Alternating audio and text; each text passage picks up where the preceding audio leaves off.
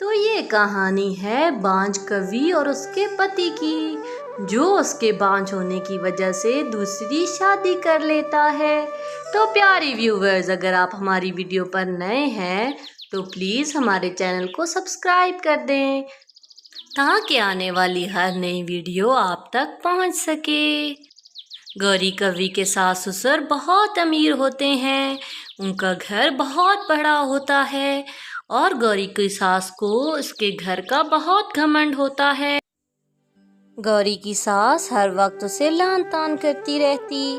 अरे अरे, तूने ऐसा महल क्या ख्वाब में भी देखा है? मेरे बेटे की तो बुद्धि नष्ट हो गई है, जो तुझ जैसी बांझ को ब्याह लाया है। भला बंजर जमीन पर भी कभी फसल उगी है? गौरी की सास उससे सारे घर के काम करवाती और बात बात पर उसे ताने देती कि वो बांझ है। अरे माँ, इसमें मेरा क्या कसूर है? गौरी कवि सारा दिन किचन में काम करती और अपने सास ससुर की बहुत सेवा करती, लेकिन उसकी सास फिर भी उससे खुश ना थी। वो हर वक्त अपने बेटे की दूसरी शादी कराने के बारे में सोचती। अरे अरे बेटा, देखो तुम्हारी माँ ठीक कहती है, तुम्हें अब दूसरी शादी कर लेनी चाहिए। हमें भी अपना पोता चाहिए जो हमारे खानदान का वारिस होगा। मैंने और तुम्हारी माँ ने तुम्हारे लिए एक रिश्ता देखा है, तुम जल्द से जल्द उससे शादी कर लो। दूसरी तरफ गौरी कवि उनकी सारी बातें सुन लेती है।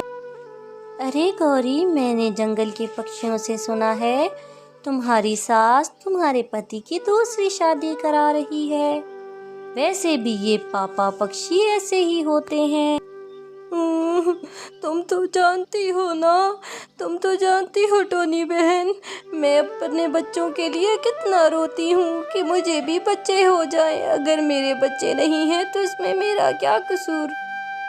अच्छा, गौरी बहन, तुम परेशान मत हो, ऊपर वाला सब ठीक करेगा और तुम्हारी सास को अकल आ जाएगी। अरे गौरी बहन, अगर मेरी संतान नहीं है तो इसमें मेरा क्या कसूर? अब मेरा पति दूसरी शादी कर लेगा। अरे टोनी बहन, तुम कहाँ गई थी? परेशान लग रही हो, क्या बात है? अरे क्या बताऊं लाडो, गौरी बहुत परेशान है। उसका पति दूसरी शादी करने वाला है क्योंकि उसके पास संतान नहीं है। खुदा उसे सब्र दे। ये पापा पक्षी तो बहुत जालिम होते हैं, संतान के लिए अपनी पत्नी को छोड़ देते हैं। मामा पक्षी को ही गुजारा करना पड़ता है। खुदा खैर करे, अब तो उसकी सास उसका जीना और मुश्किल कर देगी। मुझे तो गौरी के लिए बहुत बुरा लग रहा है। अरे गौरी, मेरा सेहरा कहाँ है और वो हार कहाँ है जो मैंने शादी पे पहना था? जल्दी से निकाल दो, मुझे तैयार होना है। वहीं पे पड़ा है। अरे क्या सच में आप दूसरी शादी कर रहे हैं? प्लीज ऐसा मत कीजिए। तुम बांझ हो, दूसरी शादी मेरी मजबूरी है। यूं गौरी का पति दूसरी शादी कर लेता है। सभी उस दिन बहुत खुश होते हैं और गौरी बेचारी उन सबको देख देख कर रो रही होती है। अरे मैं तो लुट गई, बर्बाद हो गई। निकल जा हमारे घर से, अब हमें तुम्हारी कोई जरूरत नहीं। अब नई बहू हमें संतान देगी। अरे माँ, मुझे मत निकालो, तुम मुझे निकाल दोगी तो मैं कहाँ जाऊंगी? यूं गौरी जंगल में इधर उधर फिरती रहती है, लेकिन उसे कोई जगह नहीं मिलती। फिर यूं वो थक कर रोने लगती है। अरे मेरे तो माँ बाप भी नहीं है कि मैं उनके पास चली जाऊं, अब मेरा क्या होगा? यूं ही रोते रोते गौरी गिरती है और बेहोश हो जाती है। इतने में वहां पर टोनी चिड़िया आ जाती है। अरे गौरी बहन, क्या हुआ आपको? हाय, अब मैं क्या करूं? यूं वो गौरी को उठाकर अपने घर ले जाती है और फौरन से वैद्य जी को बुलाती है और वो डॉक्टर टोनी को बताती है कि गौरी कवि गर्भवती है। अरे क्या कह रही हो? अरे टोनी बहन, सच बताओ, क्या मैं सच में माँ बनने वाली हूँ? मुझे तो यकीन नहीं होता। मैं बहुत खुश हूँ आज, मेरे बरसों की दुआएं कबूल हो। अच्छा गौरी, अब चलो हम कालू को जाके ये बताते हैं। अरे नहीं टोनी, उन्होंने मेरी कदर नहीं की तो मेरी औलाद की क्या करेंगे? मैं अपने बच्चे को खुद ही पाल लूँगी, उन्हें मत बताना।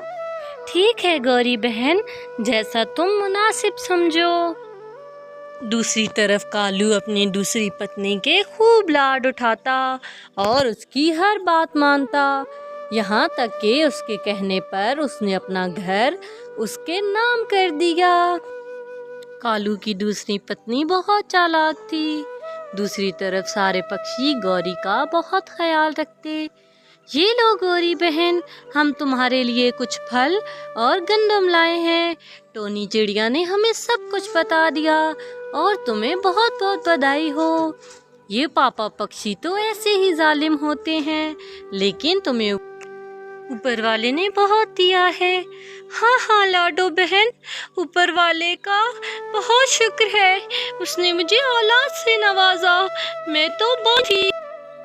अरे अरे, तू कोई काम क्यों नहीं करती? सारा दिन मेरे बेटे को लेकर आवारा गर्दियाँ करती रहती है, और अब तक तो तेरे यहाँ बच्चे हो जाने चाहिए थे। एक बांझ को निकाल चुकी हूँ तो दूसरी बांझ ले आई हूँ। ए बुढ़िया, अपनी ज़बान संभाल के रख, नहीं तो तेरी ज़बान खींच लूँगी मैं।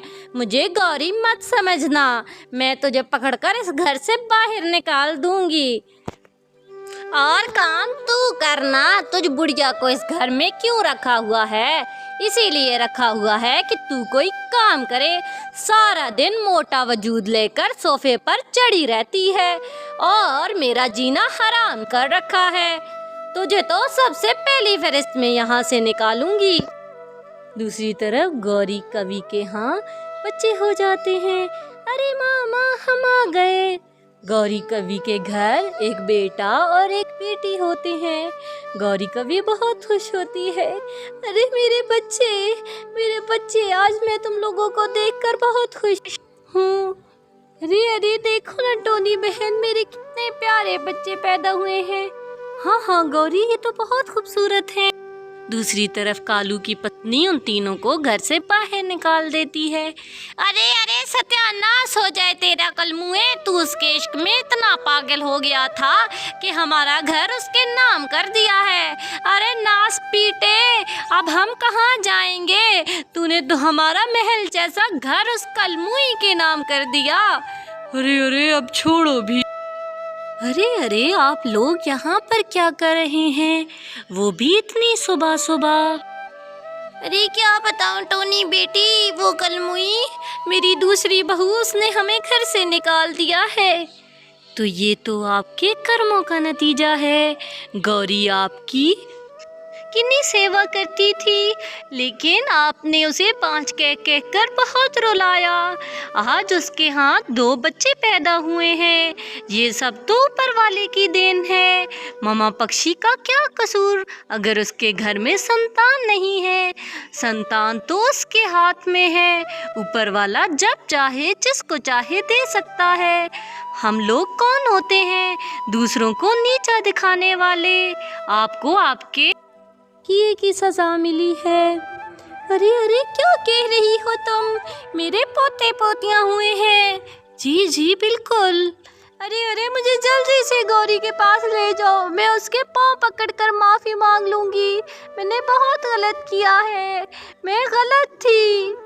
वहाँ से वो लोग सीधा गौरी के पास चले जाते हैं। अरे अरे, कितने प्यारे पोता पोती हैं मेरे। गौरी बहू, मुझे माफ़ कर दो, मुझसे गलती हो गई।